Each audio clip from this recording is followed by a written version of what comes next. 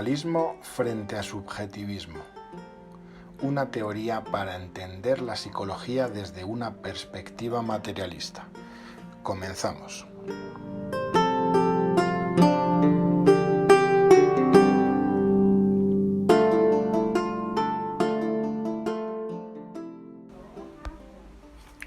El subjetivismo psicológico, entendido como una posición metafísica del conocimiento del mundo, es la postura en la cual el sujeto conoce la realidad a través de su subjetividad emocional, es decir, partiendo de la base de que el conocimiento real del mundo parte exclusivamente de su conocimiento sensible, sin la intervención de la razón.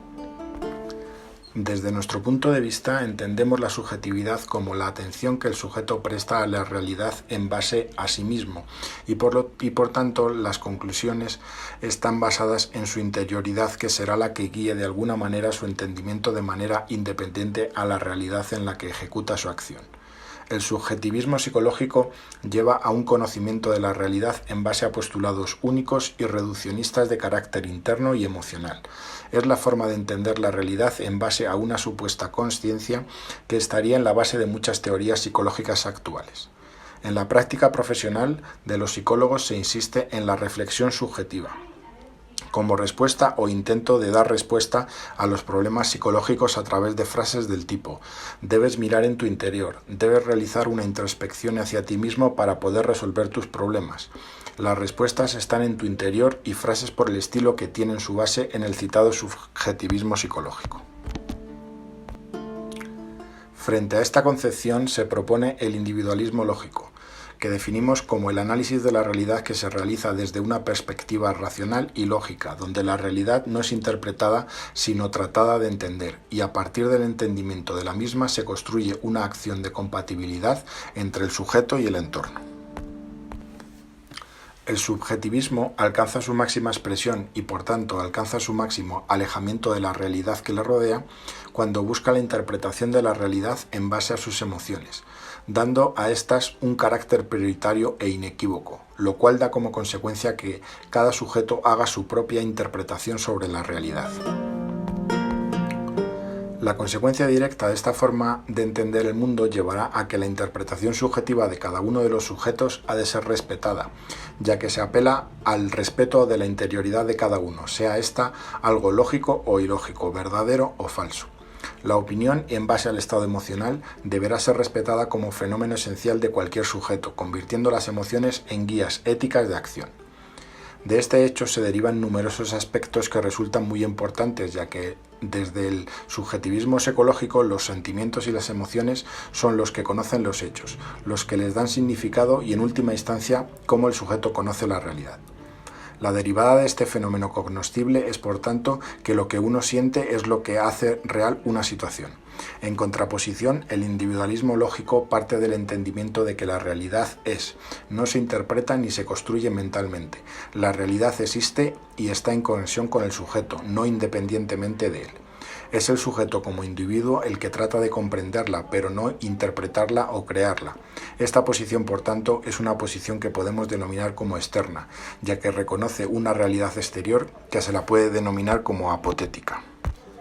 Es decir, y en base al diccionario de Pelayo García Sierra sobre el materialismo filosófico, la posición fenomenológica característica de los objetos que percibimos en nuestro mundo entorno, en tanto se nos ofrecen a distancia, con evacuación de las cosas interpuestas, que sin embargo hay que admitir para dar cuenta de las cadenas causales, supuesto el rechazo de las acciones a distancia. Son apotéticas las conductas de acecho de los animales, la captación de los comportamientos de otros sujetos, los planes, proyectos, fines y símbolos. El par de conceptos apotético-paratético ha sido propuesto principalmente para sustituir al par de conceptos dentro y fuera, tal como fue tradicionalmente utilizado en psicología, tales como conocimiento interior, conocimiento mental, introspección, frente a realidades exteriores, físicas, etc. Sustitución que permite, por ejemplo, evitar el planteamiento de los insolubles problemas de la supuesta proyección de las imágenes o conceptos conformados dentro del cerebro o dentro del entendimiento hacia una pantalla de la realidad exterior fuera de nosotros. El individualismo lógico Entiende al sujeto dentro de un marco social, pero sin caer en el objetivismo reduccionista que se derivaría de contraponerlo al subjetivismo, y por tanto de pasar a un relativismo total derivado de la falta de individualidad, un absoluto e igualmente erróneo concepto. El individualismo lógico reconoce al sujeto como ente, pero lo integra a través del razonamiento en un contexto que es el que le da su razón de ser. La versión más radical del relativismo subjetivo, y llevando esta idea al extremo, se dirá que no existe la verdad con mayúsculas, sino mi verdad, o en todo caso nuestra verdad. Causa esta, aunque no es motivo de discusión aquí, de la formación de ideologías excluyentes. Kant, el filósofo, trata de desmontar la creencia de que la conciencia individual fuera la creadora del universo, en lo que podemos denominar como subjetivismo social, aludiendo a que sería la humanidad lo que como un todo creara el mundo. Esta posición eminentemente idealista no puede ser explicada a través del concepto de humanidad, ya que ésta como tal no podemos decir que exista. El siguiente paso llega con el marxismo, que retoma el argumento kantiano para transformarlo en que la realidad ya no será un constructo de la humanidad en general, sino la lucha de clases que es la que establece la propia realidad. El último presupuesto se dará con las teorías freudianas, que vuelven a establecer dentro del sujeto a través del yo la interpretación de la realidad y complejizando el asunto a través de las teorías sobre conceptos altamente oscuros, como el subconsciente o el inconsciente, que se proyectarán al grupo a través de términos como el inconsciente colectivo. El yo freudiano sería la máxima expresión de la subjetividad psicológica frente al individualismo lógico, que alude a la capacidad racional de la materia psicológica para entender el mundo que se ha formado a través de la acción del sujeto en la realidad. En ningún caso serían estas capacidades a priori, sino que parten necesariamente de la experiencia. La individualidad parte también del conocimiento sensible, emocional, que recibimos a través de los sentidos. Este conocimiento sensible es asimilado por el sujeto como material psicológico con el cual opera en la realidad. Este material proveniente de la sensibilidad será evaluado y, en caso necesario, corregido, a través de la conciencia entendida como capacidad correctora, en ningún caso entendida como un reconocimiento de la propia existencia. Tanto el entendimiento sensible como el entendimiento a través de la conciencia no generan subjetividad, sino individualidad, ya que en esta concepción tridimensional del entendimiento los dos primeros, sensibilidad y conciencia, trabajan en conjunto con el último tipo de entendimiento que forma una tríada de conocimiento y no es otro que la razón. La razón, que entendida desde un punto de vista materialista, es apotética al sujeto, y que por tanto es la capacidad del sujeto de entender la realidad, pero no desde la propia realidad, ni desde la subjetividad, sino desde el exterior. Dicho de otro modo, la razón será objetiva al sujeto, no subjetiva. Esta objetividad se encontrará siempre vinculada a los conocimientos anteriormente citados, sensibles y de conciencia, formando un pluralismo cognoscible de la realidad, que más allá que entender la realidad sobre una base ordo-essendi, se transforma en un entendimiento ordo-cognoscendi, donde la individualidad y la realidad se intersectan de manera lógico-racional.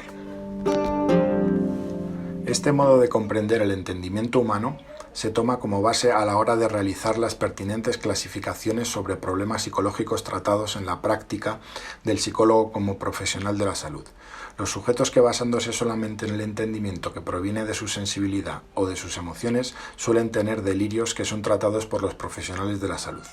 El sujeto, bajo esta perspectiva, que se suele utilizar en las terapias realmente existentes, será impelido y motivado a que se conozca a sí mismo, a que busque en su interioridad, a que trate de explicarse e incluso interpretarse a sí mismo. Es esto a lo que nos referimos al decir que son delirios, en vez de tratar de entender el mundo, de donde provienen sus disonancias.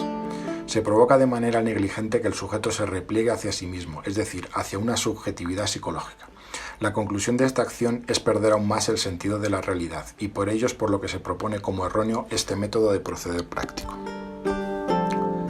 Esta manera de observar la causa y la problemática del sujeto en su relación con el mundo en el que se encuentra tiene una base en la ética espinosista, la cual alude a que sólo lo que proviene del exterior es capaz de provocar desórdenes internos. La razón objetiva será la que trate de entender la realidad, de manera independiente a la subjetividad, pero codeterminada por la individualidad del sujeto construida históricamente. La mirada cognoscitiva hacia la realidad que se basa en la subjetividad tenderá a la falsa conciencia, es decir, a la no corrección de los errores, que a su vez llevará a que las prólesis, es decir, los fines, los planes, los proyectos del sujeto se proyecten hacia un futuro sobre la anamnesis, es decir, la memoria de los hechos pasados, y estos pueden ser erróneos o falsos, con el correspondiente fracaso e incompatibilidad del sujeto en la realidad de manera reiterada.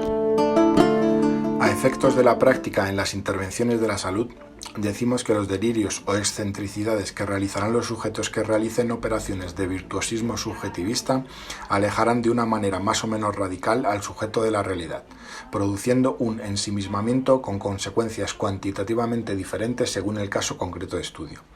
Otra forma de definir estas problemáticas psicológicas es la que se denomina como alienación, que viene a ser el mismo caso pero con un trasfondo marxista y que derivarían en lo que se conoce en el materialismo filosófico como heterías soteriológicas, en la cual la subjetividad sobrepasa al individuo para impregnar al grupo.